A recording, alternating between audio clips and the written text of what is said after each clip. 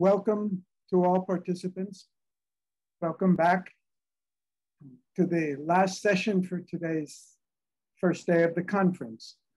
I'm Garry Jacobs, president of the Mother Service Society, speaking to you from Pondicherry, India, where it's 12:30 at night. So you'll forgive me if I look at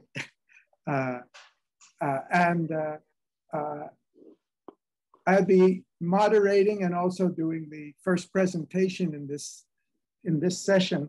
We have a wonderful group, as Bill said, with three other very informed, involved, active, committed speakers to talk about what a new paradigm might be and how we would go there.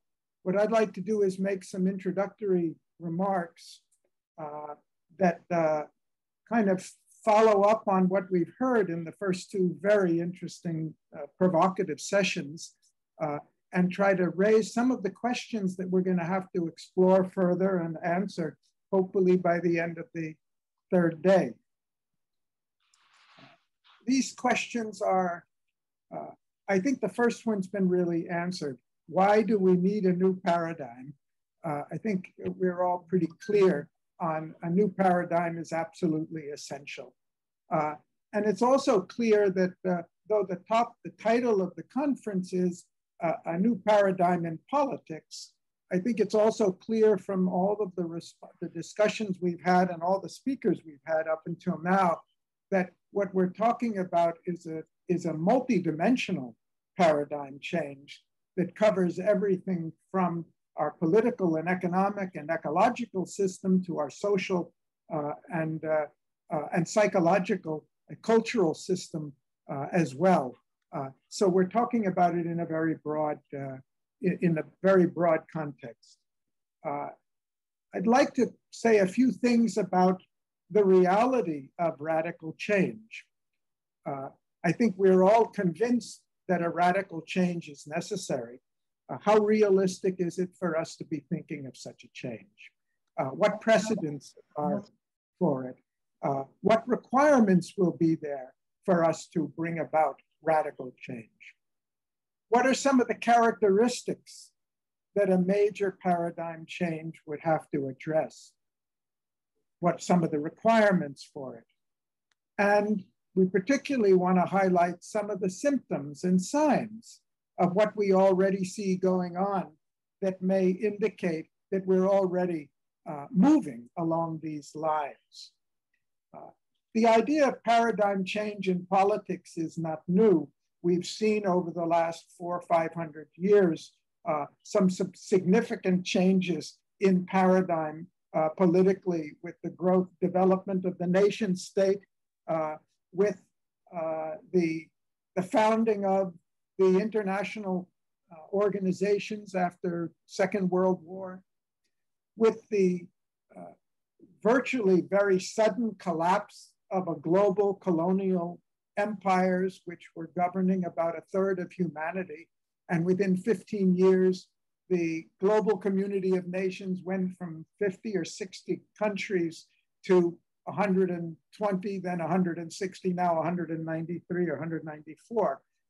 So we've seen that radical paradigm changes do take place. And then most recently, I think we've all lived through what happened from 1989 to 1992, which is perhaps the most sudden and unexpectedly dramatic political paradigm change that followed not just at a national level, but that affected the whole world with the end of the Cold War, the breakup of the Soviet Union and the Soviet bloc, the end of the communist rule there, and the radical change in the security situation in the world with the radical reduction in nuclear weapons. So we know there have been radical and paradigm changes in the past. One of the questions we have to deal with is the speed and urgency that's required, because I think the consensus today is we've never had such an urgent need for change as we have now. The COVID pandemic, as Erwin said, has made it evident to us about the urgency of changing the way we operate. Climate change is just hanging over our heads around the corner, and we know this is far more serious. It has not been pressing us physically the way COVID has, so it gives us a little sense of complacency that we don't have with COVID. But the problem, as we all know it, is that by the time we begin to really feel the tremendous impact of climate change, we're already seeing it, but the time we really, a large percentage of humanity begins to feel it hurting very much, it may be too difficult or too late to make the kind of changes that need to be made. So there is a sense of urgency that we've never had before. But one of the things that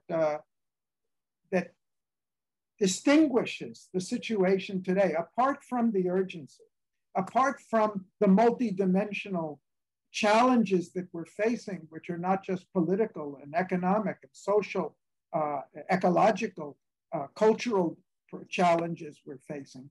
But apart from that is that this seems to be a change that has to happen at the whole global level.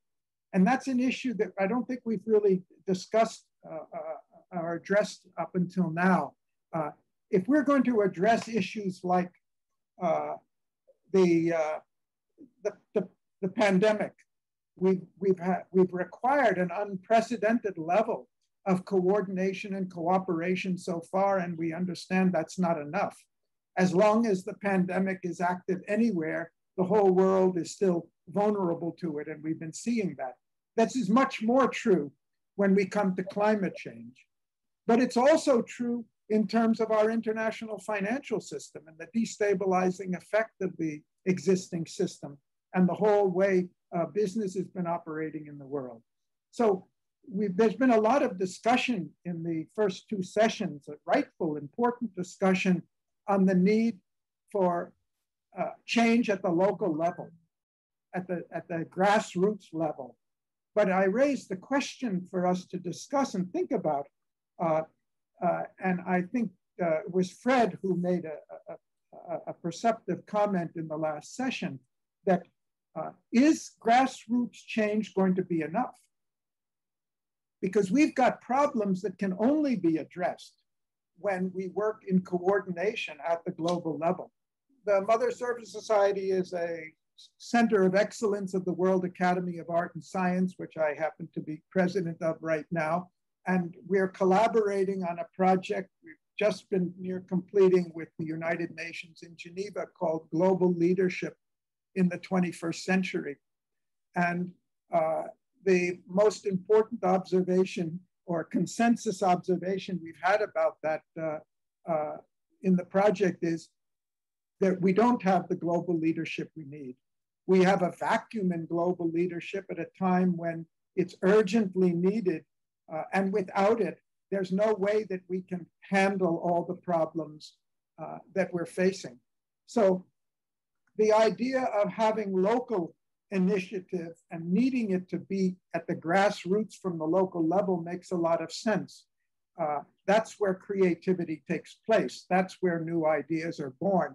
But unless we're able to marry that local initiative, that decentralized initiative, with change that covers the whole world, that links us all together, that enables us to coordinate not just our thinking and our feeling, but our actions as well. Unless we have the organizational mechanisms to do that, it's not at all clear that we're going to get the kind of magnitude and scope and reach of paradigm change and speed of paradigm change that we need.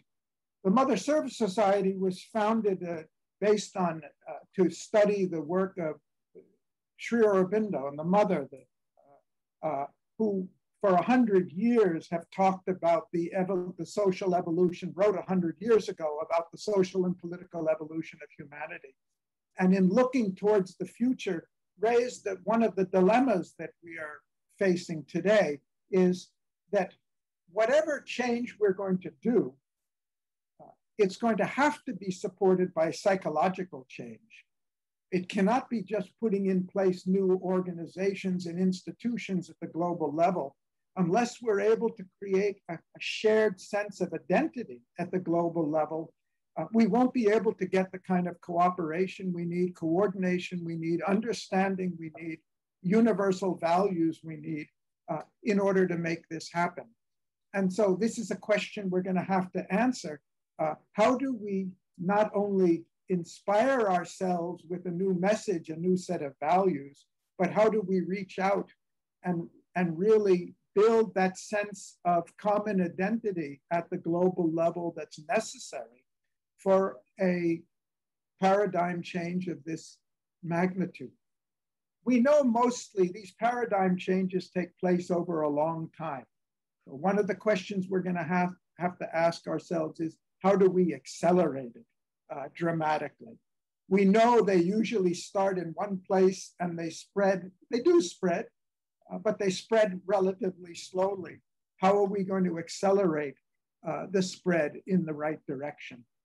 We know that paradigm changes involve a major shift in the distribution of power in the society, whether it's a shift from monarchy to democracy or from colonial rule to independent states or from communism to capitalism, whatever it is, there's a radical shift.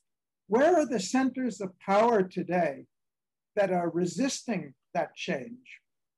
And how is that power, how is that transition and redistribution of power going to take place? These are important issues.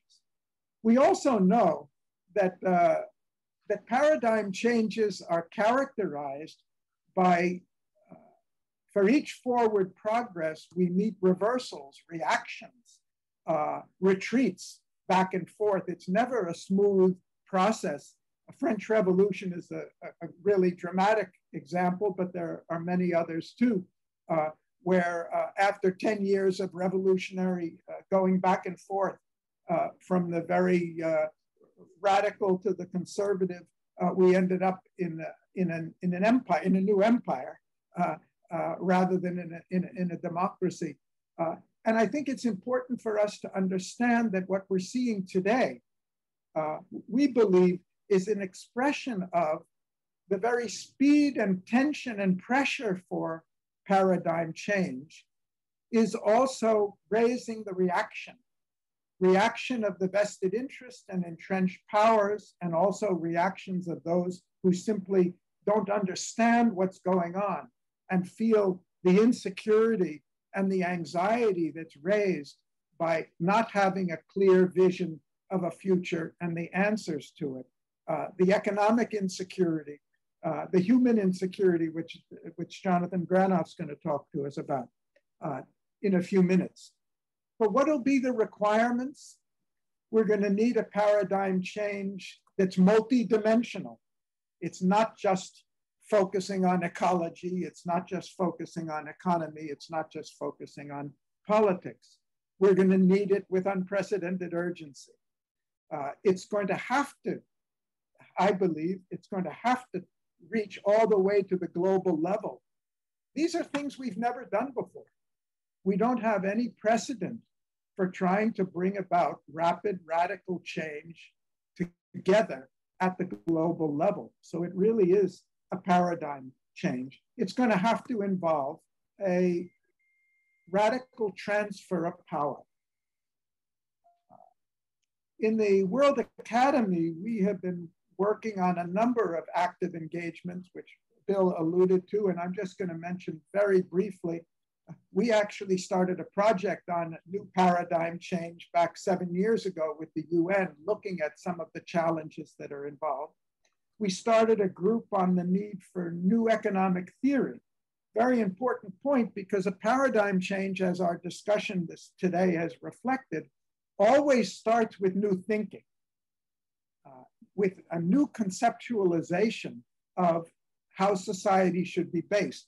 And now we're seeing a tremendous amount of new thinking challenging the existing orthodoxy, the neoliberal orthodoxy, which is a sign that paradigm change is preparing, because it has done that. We're going to need a radical change in the educational system. We've started an organization called the World University Consortium. Janani Ramanathan, who you'll hear from in a minute, is a director on the consortium, looking at how do we design a global educational system which meets the needs of all humanity. It's not being worked on today. Universities are working for themselves, countries are working for themselves, but the need is much greater. The changes in capital are important.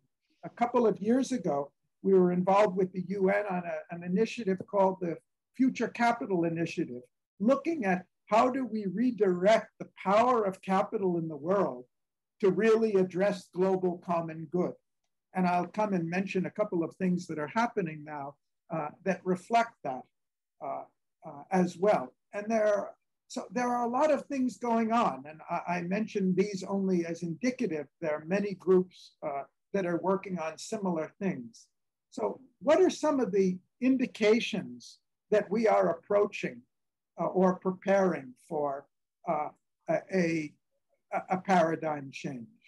I think Erwin said it very well when he said the difference today is that never before has global society anticipated the need for radical change in advance and been thinking about it. And never before have we discussed it as a global community together, trying to figure out what it should be and what the solutions are. Today, our global civil society consists of 10 million organizations, 41,000 of them international NGOs, very actively working on different dimensions of that. We never had a civil society organized in the world as it is today, even at the national level, let alone at the global level. It's a sector that just didn't exist in any widespread way until about 30, 40 years ago. We have a greater awareness today of the need for change and a greater consensus on the need for change, not necessarily a consensus on what that change should be, which is what makes this discussion so important. We see signs, and this is an important point. We see signs already that the existing power structures are under heavy pressure to change. We see challenges to the neoliberal economic model. We see challenges to the financial system. The central banks are spending money in ways they never have before, not just to uphold the financial system, but distributing it much more widely for SDGs and common interest. We see pressure from investors for shifting funds more to the SDGs and environmentally sound areas. We see pressure on businesses to recognize their responsibility for the common good and not just to serve shareholders. Even World Economic Forum has announced they've renounced the shareholder value for a stakeholder value approach, things that we never saw before. Just in the last month, we've seen how many nations joining together on a movement for global minimum income tax, for corporate income tax all over the world. This is unprecedented. We've never seen it before. We've seen unprecedented pressure on the oil companies, the petroleum companies. Netherlands, just the court recently ordered Shell to reduce their carbon emissions by 45% by the end of the next decade. BlackRock announced it's been pressurizing Exxon and other of their companies to withdraw, to improve their environmental record substantially if they expect for future investments.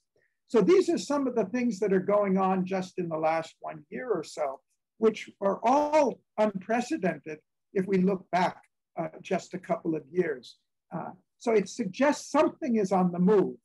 And what we hope to do in the next 2 days is try to get a greater clarity of what is the change that we need, that we can build consensus on, and what are the steps necessary to bring about a change of unprecedented magnitude. So this is just kind of to set up the further stages of our discussion. I'd now like to introduce our next speaker, my colleague Janani Ramanathan, who's a senior researcher at the Mother Service Society. She's also a director on the board of the World University Consortium and a member of the board of the World Academy of Art and Science, and a trustee with a fascinating background. She's in the middle of writing a book on English literature and what we can learn from literature about social development and social change and change of consciousness. She's doing management consulting. She's doing research on history and working on an important project at the global level on the future of education. Janani, I turn it over to you. If you happen to look very closely at a large painting, you can see the individual brush strokes and the patches of different colors, but it's not easy to identify the picture that's painted or appreciate the beauty of the work of art from close. You need to move back some. It's the same with history. On the surface, we see numerous events, some concurrent, some sequential. More seem to be in some random order. On the surface of it, history does not reveal what direction it's taking or how the momentum is generated, what generates it. But look beneath the surface and we see that history has a clear direction. Some changes are apparent. We see advances in technology, all of us from all over the world here talking together. We see changes in social norms, growth of knowledge, exponential growth of information, and so on. But all these are external appearances of something deeper that is driving the change. And that is a change in consciousness.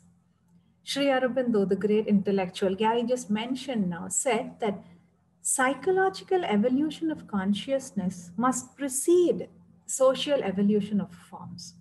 So if we want to understand where we're going, we need to understand this change in consciousness. Then behind the events that unfold around us and the news that we read every day, the main lines of social evolution become visible, and these lines paint a picture of hope for the future. One clear movement we see is the shift from small, isolated, culturally homogeneous communities to heterogeneous, multicultural groups, giving rise to an increasingly interconnected and interdependent global community. The effort the world is taking collectively to handle this COVID-19 pandemic has never been taken before in the past. Even during the world wars, countries were on one of two opposing sides. Today, we see every country cooperating, coordinating efforts, assisting each other. How many times in this 1 year have we heard the words, no one is safe until everyone is safe? COVAX, the global initiative that coordinates international resources to enable equitable access to the vaccines and to treatment, is one case in point. 60% of the human population is covered by COVAX. We see the same collective consciousness at work in tackling climate change, which we recognize as a common global problem now. Another pattern clearly visible is this shift from settling disputes by the use of violent physical force to peace negotiations and a global rule of law to a very large extent. The percentage of people who are victims of violence and war has fallen with every century. In the 75 years since the end of World War II, large-scale warring among the world's leading powers has ceased, a first in the history of civilization. Even a single act of violence, arrest of one dissident, or the murder of one journalist becomes global news because social consciousness is awake more than before. News of violence is jarring today because we are more sensitized than before, not that violence in society is worse than before. Physical security and wealth generation are giving ways to ideas of human welfare. For the first time in history, the nations of the world have unanimously agreed on a common set of 17 sustainable goals to promote the well-being of all. Values are becoming more internalized. We no longer need legislation or the compulsion from an external authority to force us to follow a law, to adopt a habit.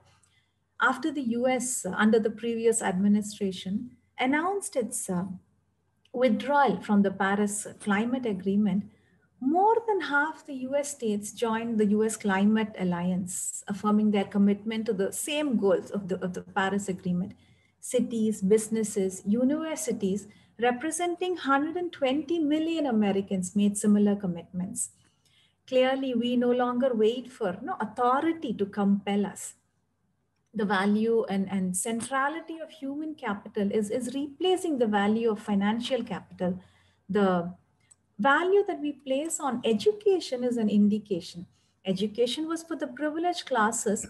The UN Millennium Development Goals have made universal primary education a reality for 91% of world's children. The quality education for all is one of the sustainable development goals. The World Academy, along with the World University Consortium, has envisioned a system of education delivery that can provide world-class higher education that is accessible and affordable to everyone, everywhere in the world. Earlier rights and powers were accorded exclusively or disproportionately to the elite. Today, we see universal human rights and more equitable distribution of all forms of social power.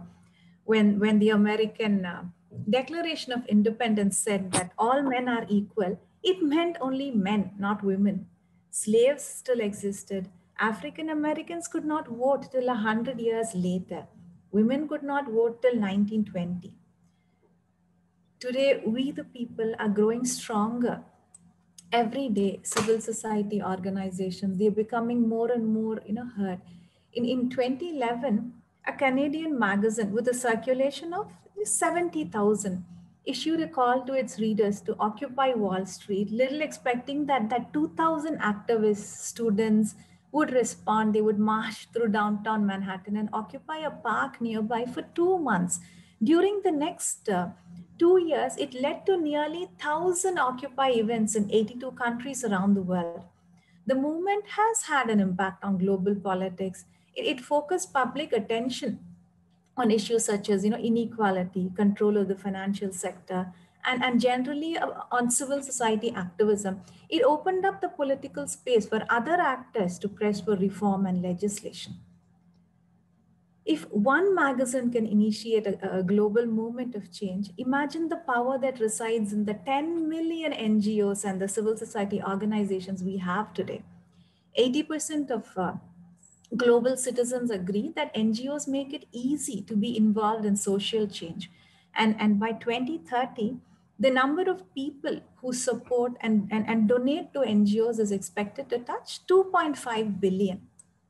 Where we were silent or seemed to be blind before, we now speak up, as we see in the Me Too movement worldwide. Black Lives Matter, it began in 2013 as a decentralized social movement. By 2020, 67% of all adult Americans expressed some support for it. The movement received support even in countries without a sizable community of people of African origin. This change was not caused by one event alone. It was not due to George Floyd or the video of the incident that was shared worldwide. They all had a role, but there is a greater truth. What is driving this change is a change in our consciousness and values. Our very idea of values, such as freedom, have changed. We talked about freedom in the 15th century, we talked about it in the 20th. But what we mean by freedom today is different from what we meant by the same word earlier. Our commitment to the value has evolved, become more sensitive, inclusive, and perhaps the most powerful and important sign of a positive change is seen in our youth. The youth are driving a change today. Uh, Hazel Henderson's comment, I just happened to read it now. She had mentioned this. The youth, they represent the most environmentally conscious, concerned, and committed community on earth. As an 8-year-old girl, Greta Thunberg wondered why adults were not taking any action to stop climate change.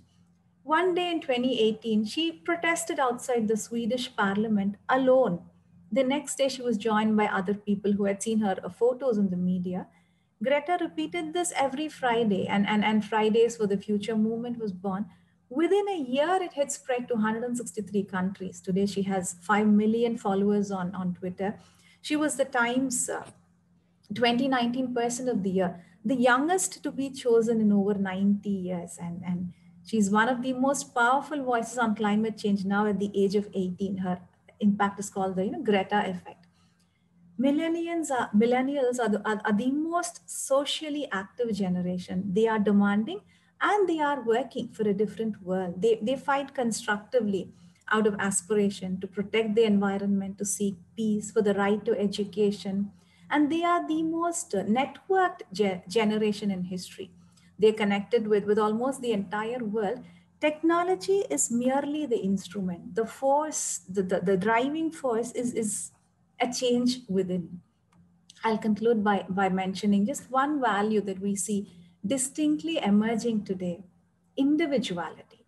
Not the self centered, competitive individualism, but the recognition of the uniqueness and the sacredness of each individual. This is the right that is embodied in the Universal Declaration of Human Rights. The formed individual is the source of all social innovation and creativity. All significant change in human history has been the result of action by one or a small group of formed individuals. If Greta Thunberg or Malala Yousafzai can create global awareness on critical issues and set off worldwide movements, how much more is possible with all the strong, dynamic, creative, young, and committed individuals we have? Such individuality holds out great hope for all of us, because that is the essence of spirituality, that each person is divine. Thank you. Thank you, Janani, for going much deeper into the issue and getting some very interesting feedback from the questions as you were going through.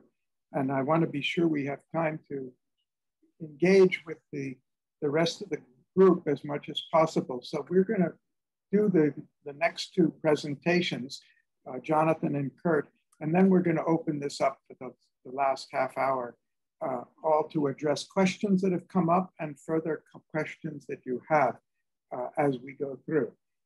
I'd now like to introduce Jonathan Granoff.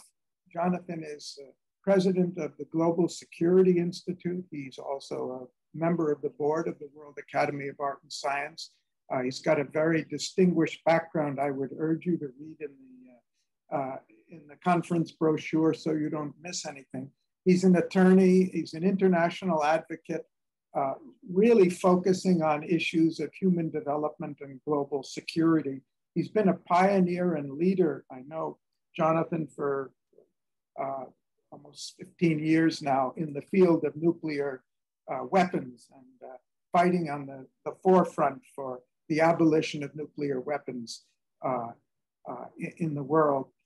He's also, he's on the Lawyers Committee for Nuclear Policy in the United States. He works with the Jane Goodall Institute. He works very closely with Jane, with the NGO Committee on Disarmament, Peace and Security, Parliamentarians for Nuclear Nonproliferation and Disarmament, the Middle Powers Initiative.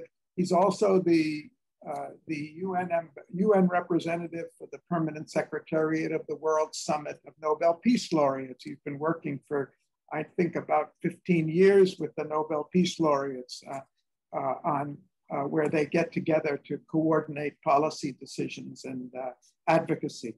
So with this, Jonathan, I turn it over to you. Thank you very much, Gary. And thank you, Dr. Laszlo, for convening this. The subject being paradigm, I thought I would go to the etymology of the word. The Greek etymology is para, beside, dignene, which is to show. So it's to show side by side. The Latin paradigma is to model or pattern. But I think what we are talking about is the worldview that organizes a great amount of social information, that creates goals, values, perspectives, presumptions, but ultimately the paradigm through which we look at social organization and create social organization determines our definitions of success.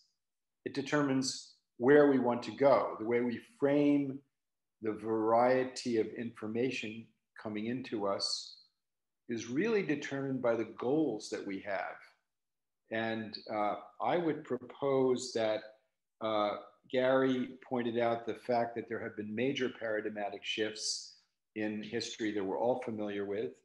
And Janani means a wise one, just talked about it in terms of teleology, that there's some ultimate purpose of consciousness evolving through humanity. I want to highlight two very distinct paradigms of the last that really were quite predominant in the last century, that both existed. Let me give an extreme one. On the Sosarian coast in the flat mangrove swampland of Indonesia, New Guinea, where land and water intermingle in a rhythmic ebb and flow, there's a tribe of probably about 600,000 people who live in a very, very close harmony with the environment. They call themselves the Azmat, which is the people, the real human beings. That's how they translate it. And everyone else, they called the Manawe, or the edible ones, because they, until very recently, 1990s probably, they stopped, they were cannibals. The Azmat did not ever organize for total war. Their killing practices were ritualized, limited, and very controlled. But we ignore at our peril the fact that the so-called civilized nations of the modern world since World War II have spent astronomical fortunes, in excess of $10 trillion since the end of the Cold War alone, organizing killing apparatus capable of destroying all life on the planet many times over. And the paradigm upon which this incredible social organization of killing is organized is based on the focus of security of the state. That the state, in a sense, is the goal of security, the security state. Last year, we spent almost $2 trillion pursuing security through military means. A very tiny proportion of that would ensure, $20, $30 billion would ensure vaccines for everyone on the planet. That same amount could be used to stabilize the climate and deal with many real security issues. But our paradigm of security, the way we organize ourselves, is based on what I would call things that we've understood today to be highly mythical. The paradigm of security of our major institution, the state, is based on the myth of strategic stability. Strategic stability is immeasurable. It neglects the fact that cyber weaponry is global, non-local, doesn't recognize borders. It doesn't address the security of the health of people, evidenced by pandemics. It doesn't address the fact that 50 to 70% of our oxygen comes from phytoplankton, which depends on the pH balance of the oceans. Moreover, in the corridors of power where decisions are made about the security of the state, domestically, another paradigm is pursued based on a Roman paradigm of pursue peace, receive war. War is a consequence of weakness. Pursue war, receive peace, peace through strength. So domestically, in the debates of how resources will be used to obtain security for people, the pursuit of military advantage becomes the paradigm, which is utterly schizophrenic from the definition of strategic stability. The other paradigm of the major institutions of the modern world that are cannibalizing the environment is the corporation. Another way in which one is the way we organize security, the state. The other is how we organize how we feed, clothe, and take care of our economies, which is based on a paradigm that's mythical as well.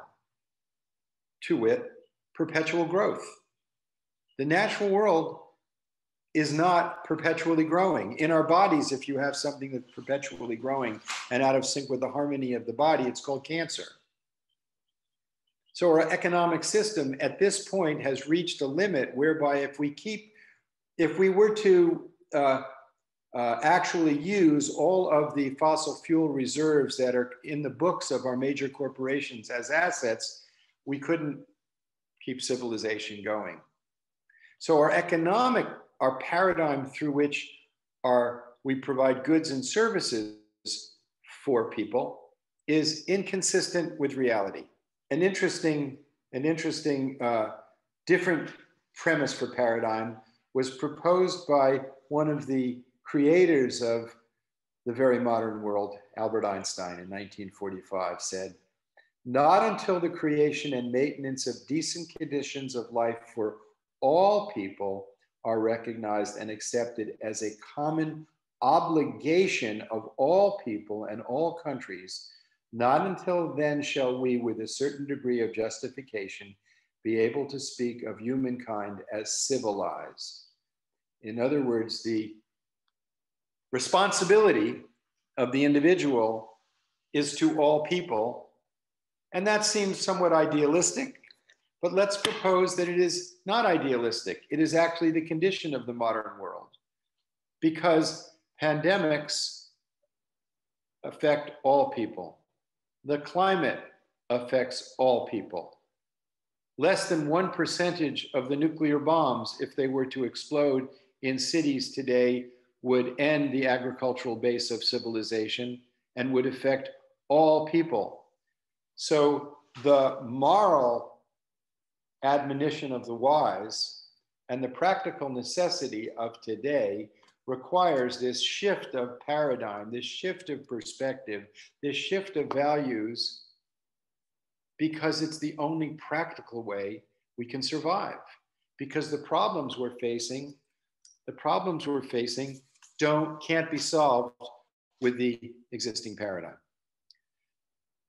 Now, there is a paradigm that one could see emerging. It begins emerging, I believe, in the World Summits of the 1990s, the World Summit on the Rights of Children, the World Summit on Women, the World Summit on the Environment, the World Summit on Poverty, the World Summit on Habitat, out of which emerged a coherent human security agenda, which then became the basis for the Millennium Development Goals and are the basis for the Sustainable Development Goals, the 17 approaches to taking care of people.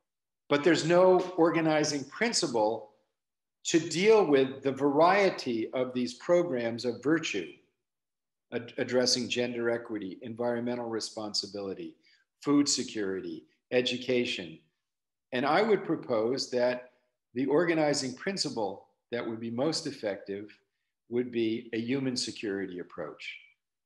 In other words, it's based on the premise that the legitimacy of the state does not come from God. It doesn't come from ideology. It comes from the ability of the state to take care of the basic needs of the people. The child that didn't die, the disease that didn't spread, the job that didn't get cut, the ethnic tension that didn't turn to violence, the dissident that didn't get silenced, the safety in your community, the resilience of your community, and the health of your community.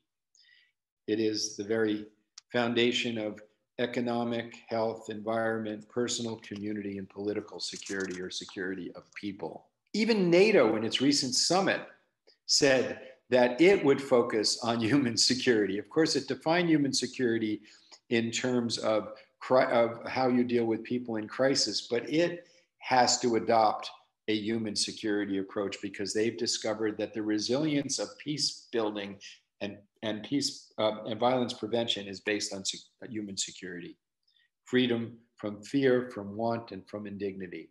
In other words, how do people live in their daily lives? That has got to be the foundation principle of the paradigm of both security and economic development. We're a long way from there, and yet we're a very short way from there. I'll give an example. People talk about the difficulty of setting forth global change quickly at scale. I'm a lawyer, been a law professor. And so I look at the institution of the rule of law as an essential pillar of any governmental organization and regime. The third party peaceful adjudication of disputes is an essential aspect of governance. So we have an international criminal court. Major countries are not parties to it. It's very weak. It's set forth a standard, but it doesn't have the resilience and strength necessary to bring about the change of conduct and values at scale. On the other hand, 40 years ago, when I was practicing, if you had a judgment from Canada and you wanted to enforce it in the United States, it was very, very difficult. If you had a judgment from a court in China and you wanted to enforce it in Kazakhstan, it would be very difficult. But today trillions of dollars are engaged in finance and commerce globally because there is another system that the business community developed globally in the 10 years after the end of the Cold War. Very effective, very rapid, and very, very reliable. It's an arbitration system. So any international contract has within it a clause that disputes will be resolved in an arbitration agreed to by the parties and backed up by an international regime and treaties. So in the realm of commerce, we have global governance working very effectively, backed up by the infrastructure of the state. But in the realm of human rights, in the realm of public health, in the realm of peace and security, we still have paradigms that are incommensurate with the needs that we have. And the most gross one is the definition of security by military national pillars. We need a definition of security based on human security, the two pillars of which would be, one, the dignity of every individual, basically the values inherent in the Universal Declaration of Human Rights, and two, the application of science to understand our relationship to the natural world and the limits of commerce and development. We have to have strategic stability with Mother Nature. And last but not least, a change in values from the beginning of education to the grave, which is love people, use things. States are things. Ideas are things. People are sacred. We could even have that understanding that there's a sacredness in the natural world. In other words, we're here to learn about something extraordinarily majestic and dignified. I won't go into that, but when a person realizes the dignity within themselves, and only can they realize the dignity within themselves if they see it in others. Doesn't that sound like the golden rule? Well, that's the paradigm shift we have to come back to. We have to bring the golden rule into the principle of the pursuit of security between states, within communities, and within ourselves. It's not a new paradigm, it's not a new principle, but it's the truth. Thank you. Thank you, Jonathan. That was really inspiring. 15 minutes, like you said. And challenging. Now, our last speaker before we open it for discussion. I'd like to introduce Kurt Barnes. Kurt is the founder and chair of Earthwise Center and the founder and CEO of 3CS. Kurt, I hope you're going to tell us about what they are. He's a senior psychologist with extensive professional experience working with individuals and organizations at all levels of society, internationally in Mauritius, and internationally.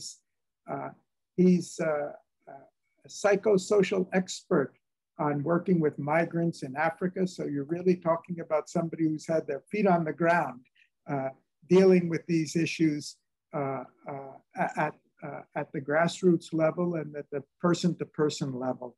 And he's also a naturopathic physician. Kurt, please. Thank you, Gary.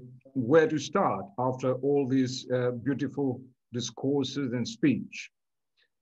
I'll be tempted to go right inside, because this is where, as you've already pointed out and others have pointed out, that's where we should be doing. No change possible without a psychosocial approach or psychological approach. However, I'd like to attract your attention to something. There's been a lot of activity during the past, let's say 10 or 20 years, and yet these activities have not been bringing peace as such.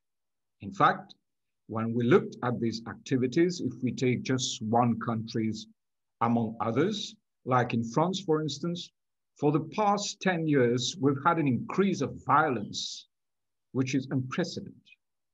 Something like from 45,000, we would say, criminal actions, it has moved up to 250,000.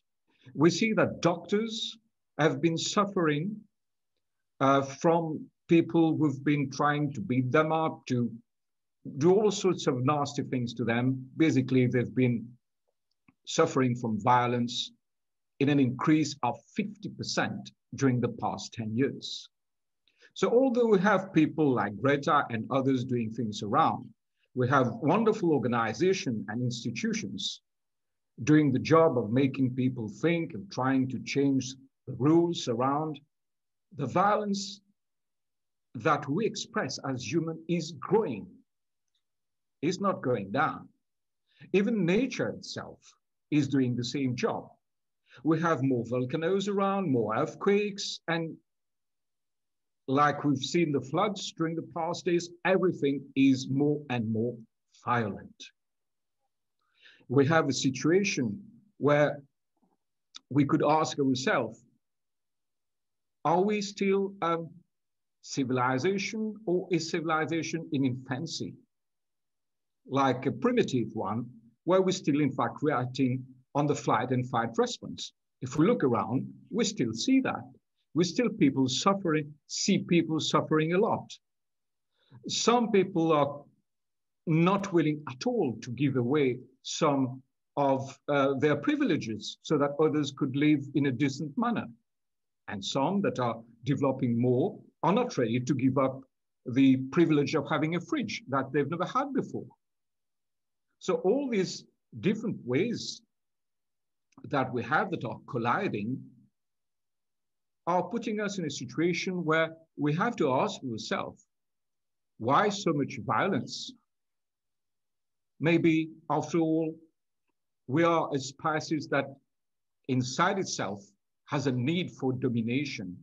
I would not say greed, because greed is just a byproduct of this need for domination to satisfy more and more of ourselves. But first is this need for domination, which produces violence.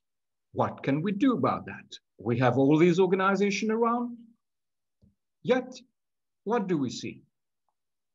With the COVID situation, we've had two extremes suddenly flaring up.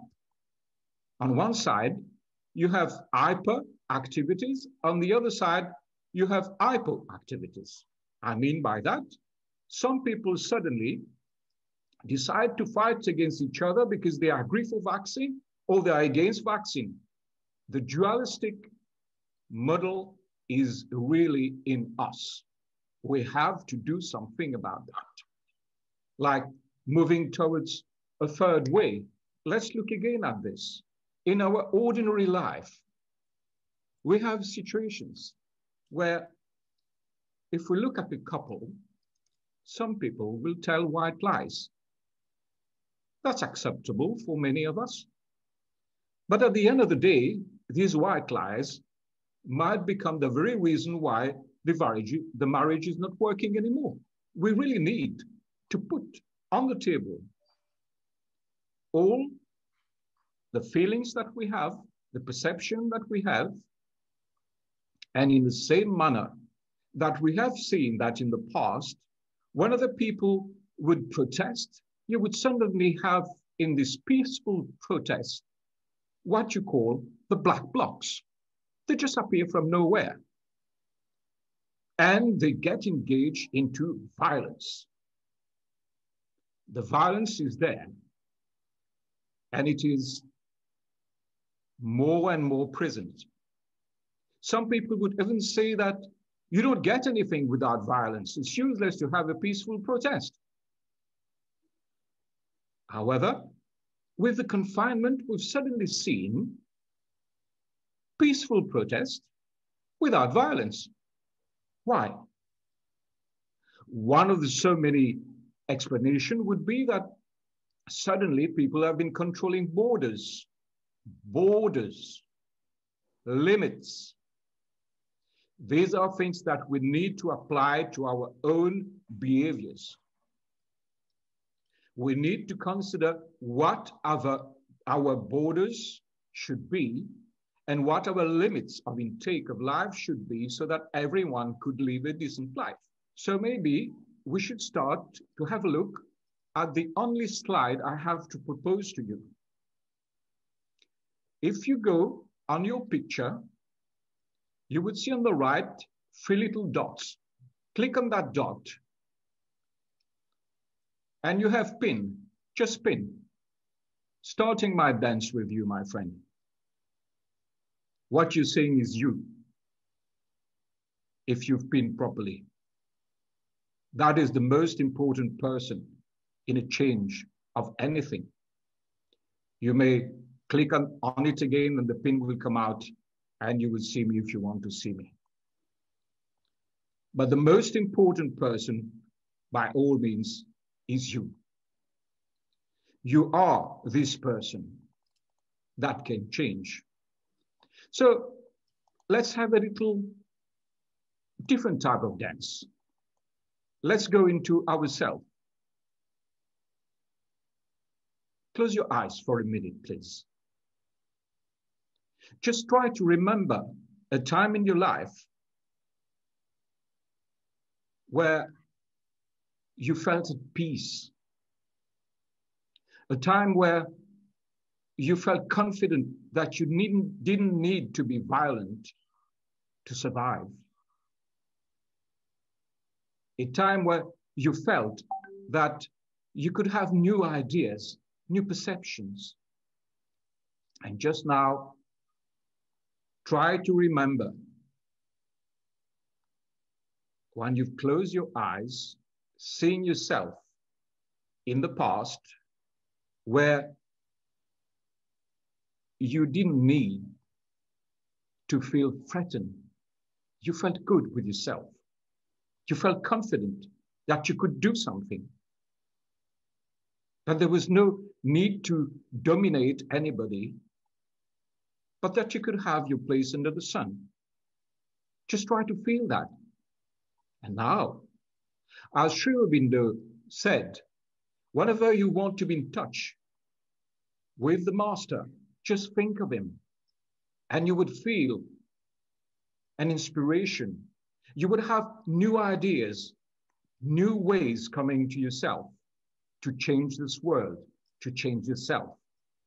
So now just think of a world, visualize this world where you would see things being different. Have this picture in your mind.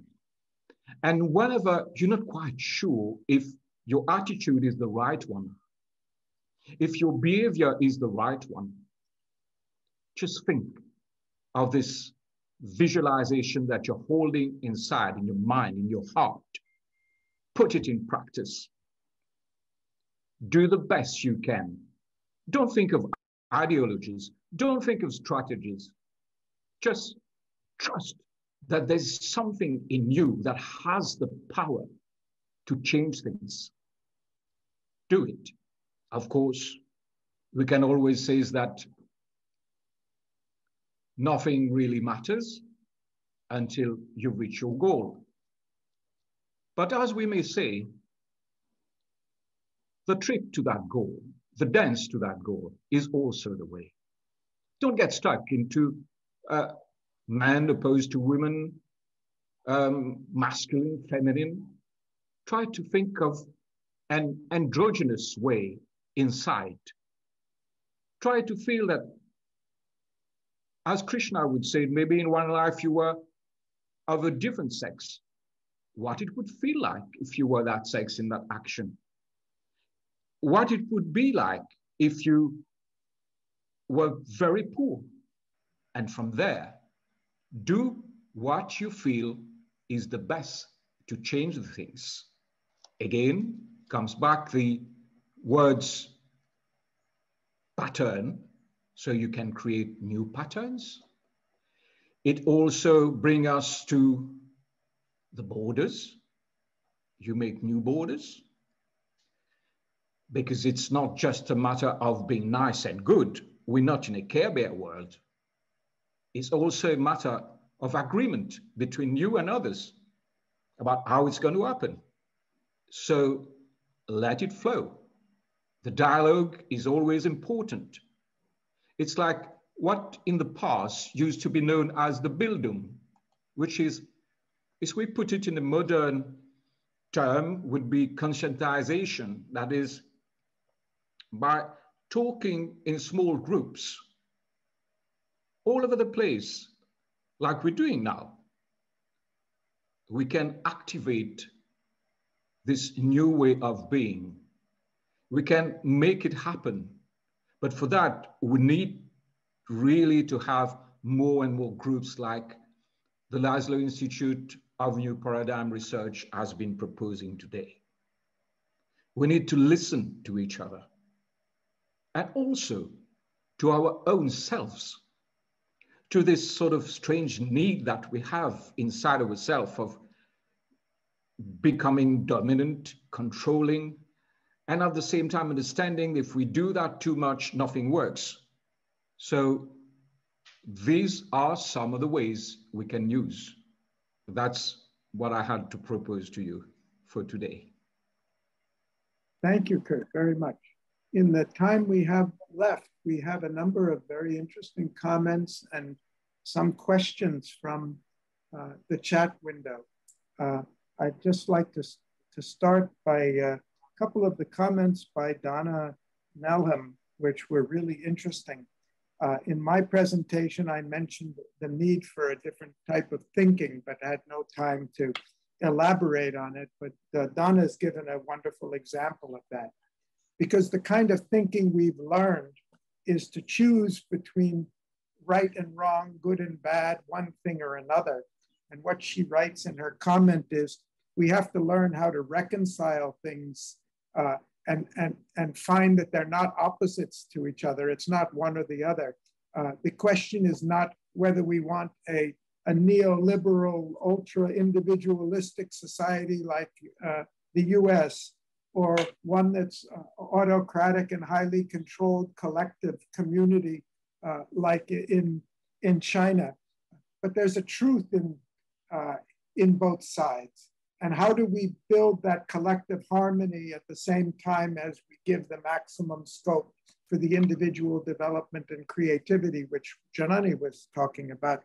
This is a good example of the kind of new thinking we need, and that's what we've been trying to work on in our own work in the academy. How do you bring about this change in social consciousness?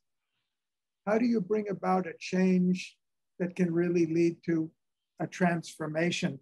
I'm not going to try to give an answer to that. I open it to the other panelists, but I'd just like to mention one of the things that we have noted, and we're working on a new project, but it's premature to speak about it, is, you know, today we have nothing like the voice of humanity.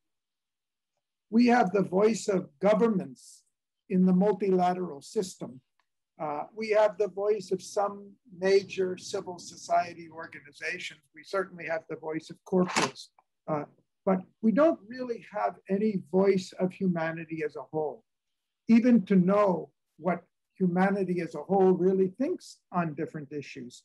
How are we going to create a common global social consciousness if we don't really even have that? We have the personal level, Facebook, where a person can communicate himself, but on private personal issues, but we really haven't built that up. So I turn it to the panel. If anyone would like to comment on how do we build social movement that is necessary to mobilize youth, to mobilize the grassroots communities for the kind of change that's necessary. I mean, after all, that's how the environmental movement didn't start with governments anywhere. It started with people who demanded a change. How do we build that up? Jonathan, you've had a lot of experience trying to mobilize social change. Can you comment on this? The movement for gender equity, labor rights, environmental responsibility, civil rights, the idea that the function of the state is to allow the freedom of the individual and the legitimacy of the state comes from the individual. I could go on. Every one of those ideas that has largely become the norm took place outside of government, took place within civil society. So I don't think there is any other way for a social movement to create change other than beginning in the heart of conscience of the individual, beginning with a group of people and spreading the idea. Now, the rest of it, as Kurt referenced the Bhagavad Gita, there's a section in the Gita that instructs the voice of wisdom in the form of Krishna, instructs intellect in the form of Arjuna, the proper way of doing social change, in which Krishna says, essentially, let go of the outcome, it's not in your hands. Operate with the purity of conscience and give the rewards and losses up. He suggests you give them to God. Give them to love. Give them to fate. But the idea of knowing the outcome of acts of kindness, virtue, compassion, justice is not in our hands. I would add, there are two criteria that we should use in evaluating any policy we want to commit to advance. And they're from two of the wisest human beings that we have to instruct us. One is Mahatma Gandhi. Mahatma Gandhi said, envision the face of the most disenfranchised person you've ever seen or could imagine. And think, is this policy going to be a benefit or burden to them? And then Jesus in Matthew says, I was hungry, did you feed me? I was naked, did you clothe me? I was in prison, did you visit me? Etc. Again, the most disenfranchised, the most in need. And said, what you do to that person, you're doing to him, to God. He's talking in that sense. So I think it's most important that we have that clarity in our own lives, clarity of purpose, and then full commitment, and then leave the outcome that's beyond our measurement. Unlike if you're in a business venture in which you can do management by objective. I don't believe that if you use management by objective standards to evaluate the sacrifice of Socrates, that becomes the basis for the importance of the rule of law in Western civilization, one of the great human achievements, where he says, the law has been misapplied to me, but I'll drink the hemlock because the rule of law is so important for the community.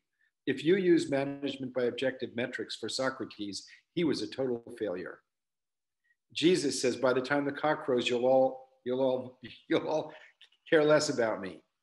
Again, the metrics of the world would not apply. So I don't think we should use the metrics of the world for the matters of conscience or love. Thanks, Jonathan. Another question came up from Tom Christoph. He mentioned the need for an accessible, lifelong learning system that would be affordable and all. Janani, just briefly speak about the project you're working on and why you think that there's such a need for a new paradigm in education. In education, yes. The World Academy has co-founded the World University Consortium that has envisioned a global delivery system of education that can take education and make it accessible, affordable to anyone, anywhere in the world who needs it. We have the resources, we have a lot of information, but then given the growing demand for education, it is found that if we need to meet the demand, we will have to be starting one new university every week with 40,000 students if we are to just meet the demand, the present demand that there is in education. And this is not feasible. Physically, it is not feasible given what we have right now, given the model of education and education delivery we have right now. So what is possible actually is a combination of online and offline learning, the hybrid model. This has been there for almost 10 years, but the COVID-19 pandemic, it has really forced us online. And one of the comments I think today was, never let a good crisis go to waste, in the chat. And this COVID-19 pandemic has forced us to go online for education. Once we go back to a normal or a new normal, a combination of online and offline, where the delivery is done online digitally, and then the during the physical classes, to the extent possible, if the interaction, the personal interaction, the collaboration, the peer-to-peer learning is done offline. This kind of combination, it is possible to actually just spread education to everybody. Best quality education can be made available to all, everywhere in the world. So this is possible given the technology that we have today. One of the comments in the chat, I lost track of it, so I can't find the name, I'm sorry, but was mentioning the change is already taking place that we're talking about. I think that's a very important point, and I just give one example of it. A couple of years ago, we were approached by friends in New York and said, we're organizing a conference with the United Nations in New York on the future of capital. And the conference is on consciousness and capital. I said, are you sure? Are you sure that the UN is organizing a conference on consciousness and capital? Yes, they're sure. They have invited us. They have, we're collaborating with them, and we want the World Academy to collaborate as well. Sure enough, it was a lesson for me. Maybe I've been away too long, traveling around the world, but it was a lesson for me because the UN, the people who were organizing it at the UN said, we have tried so many different efforts to talk about reform of capitalism and reform of investment, and it ends up always being an opportunity for somebody to sell their investments. And this is the first group. They got about 50. We had first group, there was about 80 people, people who are dedicated to a change in the financial system. And that group has surged to a few thousand people in the financial industry who are dedicating to how to redirect the investments towards the sustainable development goals and all. And one of our colleagues who we met there, who's now a trustee in the World Academy also, he's completing a study of the top 100 the banks in the world, the 100 top international banks in the world, where they are committing to a change in the way they're investing their money. Not 100% as we would love to have it, but they are disclosing for the first time how much of their money is going into ecologically sustainable and equitable, socially sustainable investments, and how much they're committed to make it more in future. So these are indications. They're a drop in the bucket, they're just a drop maybe in the sea, but they're real drops of change that's taking place, which we hadn't seen up until now. And I'm sure others of you can share many more. There was a question by Kim Alaya, and I'm going to open it for anyone who'd like to answer it. There was a mention of entrenched powers. I think I mentioned it, but I think anybody can. Which are the powers that are resisting the paradigm change? And the point here is not to point out and blame somebody for what the world is today, but I think we have to understand, as there are forces moving forward, there are forces who feel threatened by the change as well. So anybody like to comment on that? Yes, the forces that are against the change are the forces that benefit from the status quo. So you take the military contractors in the United States, statistically for every dollar they spend lobbying, they gain over $230 in contracts. That's the equation. If you take away the lobbying privilege, then they won't be able to do that. So it's institutional. The people getting benefits from the system are going to object to change. It's that simple. I mean, you want to identify who's going to be against the change? Look at look at the people that are benefiting from it. And yet within the groups of such people, many individuals would like individually to make that change. Certainly in the boards of directors of many of the multinational corporations, they would like to, but the institutional rules are antiquated. They're rules that were set up in a horse and buggy age. And now we're riding electric cars. The rules of the road have to change. The rules governing how success is defined. Who are the difference between stakeholders, affected parties, and shareholders has to change. When we created general accounting principles, a bunch of corporations and militaries couldn't change the climate on the planet, even if they wanted to. 100 years ago, if somebody said, let's organize ourselves to melt the polar ice cap, it would have been too big a venture. But we inadvertently set in motion a system that privileged institutions that are literally burning the polar ice cap. We never expected to do that. So I think that it's really important to look at the institutional rules and the premises that they rest upon.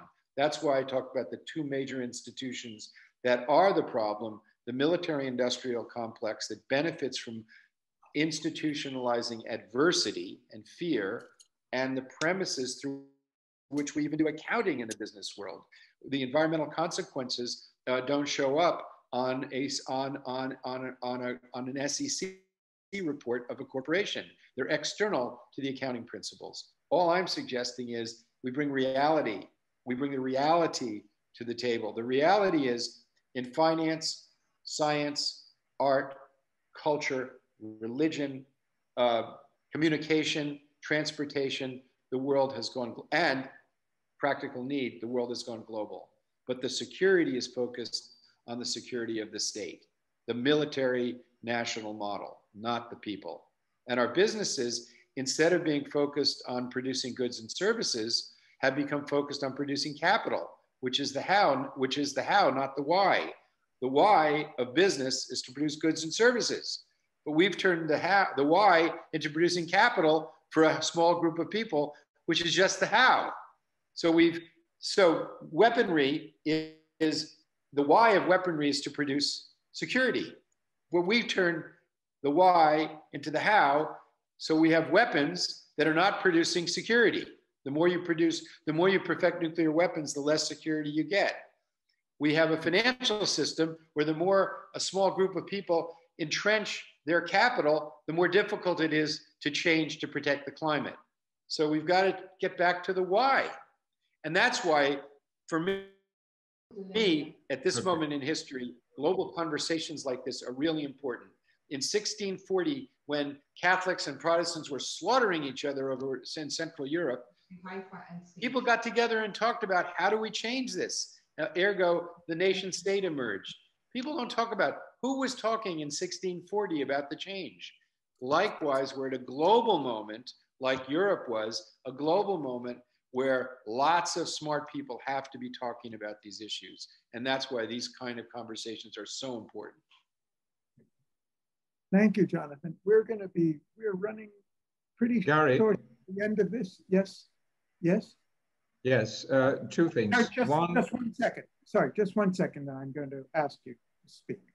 I wasn't shutting you off for sure. I just wanted to say after you, we'll have one more speaker, and that I see that Hazel Henderson, also a fellow of the Academy and member of Club of Rome, is here, who's one of the most knowledgeable people in the world on the issues we're discussing now. So I'd like to keep a couple of minutes at the end, which is not fair to Hazel because she's got too much to tell us. But Hazel, we'll take a couple of minutes for you before we close for today. It'd be a great way to close. Kurt, please. Yes, you were talking of capital and consciousness. Yeah. There exist several groups that are working this approach. One of them is IFA with their currency seeds, where people are encouraged to develop community actions that are beneficial to the planet and are rewarded for that. That's one aspect of it. The other one, in big countries like the States, it's harder to see, except if you want to list among the different great obstacling organization, big pharma and others, which is right now in the center of attention everybody with the pandemic. But I would bring you back again to oneself. It's deep inside of us that it starts. You can see that in smaller countries. What people are protesting is the government, it's this and that, but they forget that the government is elected by them, that the people that go in the government and have all these supposedly bad qualities are the same bad qualities that they are manifesting in their daily life. They are doing just the same that they're reproaching the governors to be doing. So there again, it starts with us, in ourselves, in our daily lives. That's where the change starts. It won't change by changing governments. That has never produced a real change. It starts with us. Thank you. Thank you, Kurt. Hazel, are you still there? Can we hear from you? Yes. Great to hear from you and see you. Hi, Hazel. Much, dear Garry, Jonathan, Janani. So good to listen to you all. I would just like to reinforce what Jonathan was saying about going back to the golden rule. And when you look at the whole problem of finance and the financialization of the world that has been going on, finance actually now is kind of corporations are puppets of finance. And so we have to really look at the fact that finance now is disordering every local social system and every local ecosystem on the planet. And basically, that we have to really engage with finance directly. And the financial system derives its paradigm from old economic textbooks and a very limited view of human nature, which they use, which says that human beings are no damn good, that human beings are greedy and selfish and profit maximizing, and that volunteering and what I call the love economy, the caring economy, which is much larger in the world than the market economy, they consider that as irrational. So if you program your finance and all your algorithms that way, you're going to keep replicating the 7 deadly sins. And I mean that absolutely accurately. Think of it: greed, competitiveness, acquisitiveness, envy, you name it. So if you incentivize your societies that way, of course, what are you going to turn out to do? Just what we've got.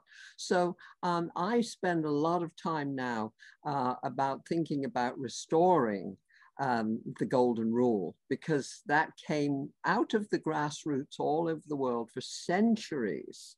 And we at least need to rebalance that with the incentivizing of the 7 deadly sins.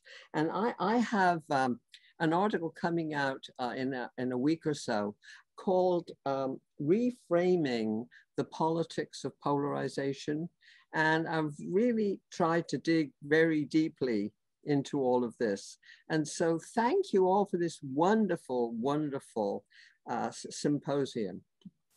And thank you, Garry, for letting me say a few words. Thank you, Hazel. And for all of you who are not acquainted or fully acquainted with Hazel's work, I'd refer you to Ethical Markets Media, her organization. It's so rich with material of relevance to our discussions today. Great to see you, Hazel. Thank you. And we don't take any advertising. We're a certified B corporation funded by the royalties from my books and TV shows. And a lifetime of dedication. Great. Okay, I think we're about out of time, and I'd like to thank our panelists for very stimulating presentations, and to all of those of you who have been participating in the chat. And I'm sorry we couldn't get around to all your comments and questions, but there were some very thoughtful contributions. Bill, I think I should turn it back over to you so we can end on time. Thank you so much, Garry. And to all of you, Garry Jacobs, Janani Ramanathan, Jonathan Granoff, Kurt Barnes, and our special surprise guest star, Hazel Henderson. Delighted to see you here. Thank you so much for this final session of the day. It's a very good preparation. I gotta say, tomorrow, bring your seatbelts. We're going to be taking off from here. This is a really good platform, I think, that all the speakers created. And tomorrow, we'll begin the day guided by Annalou Smitsman and Alexander Laszlo, really two luminaries in their respective fields. Alexander Laszlo is, as you might have guessed, a son of Irvin, but in his case, very much an independent thinker who is one of the leaders in systems science and in global ecological learning systems. I've watched him put together networks, bring them together, develop events with remarkable skill and ability. And it shows me that the new kinds of access and means to democracy and to cooperating we're just beginning to explore, but they're actually quite powerful. And he's joined by Annalou Smitsman, who has herself an extraordinary background both in law and science. She's an architect, a futurist, a leadership expert who's just co-written a book with Jean Houston, who will be one of our first panelists tomorrow.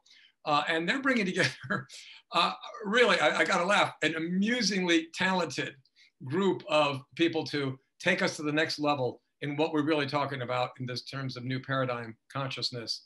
And that will be followed by a follow-up panel, which is actually kind of a live show of curation of this kind of new paradigm networking, or what Alexander Laszlo calls networking the networks. That'll be our second session.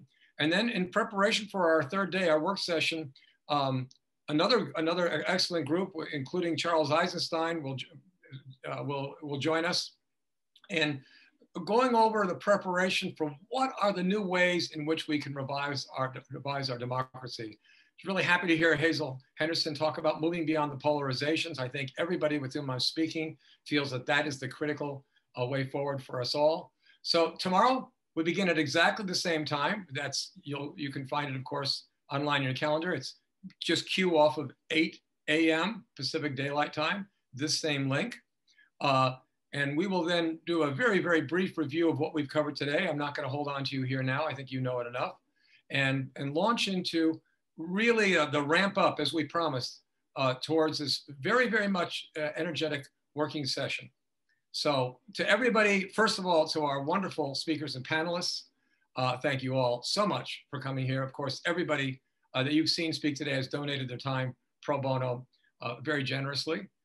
For those of you who have come here to see us, know that we would very much appreciate any financial donation you are moved to give. And we, more than anything else, want your participation tomorrow. Please invite your friends. So we'll see you here, whether it's bright and early, mid-afternoon, or late at night, depending on where you are. Let's all be here together and get going on the next stage of this 3-stage rocket that we're launching here. So thank you all. Bye-bye.